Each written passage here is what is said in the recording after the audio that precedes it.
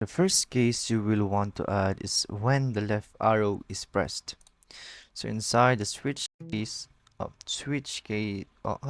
inside the switch statement, add a new case called arrow left. So we have to input the case and then the string arrow. No, it's not a string. It's a value rather.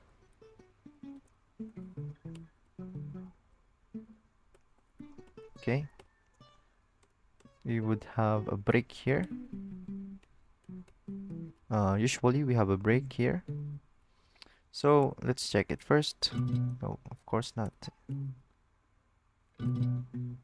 Oh, that's a bigger L.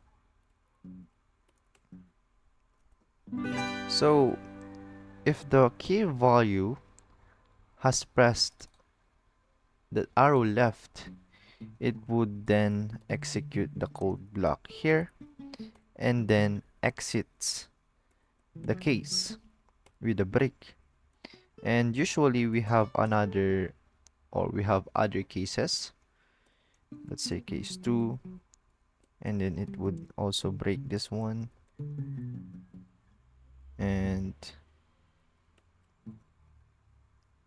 we also have a code block here because switch cases compares the value inside any value that is being entered inside the parentheses and then compares it to the multiple cases. So if the value matched this case, it would then execute this code block, then exit it. So it's one to one. So if key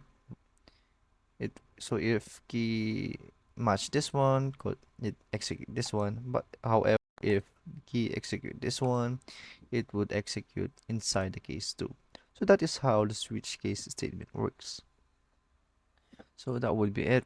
Nice.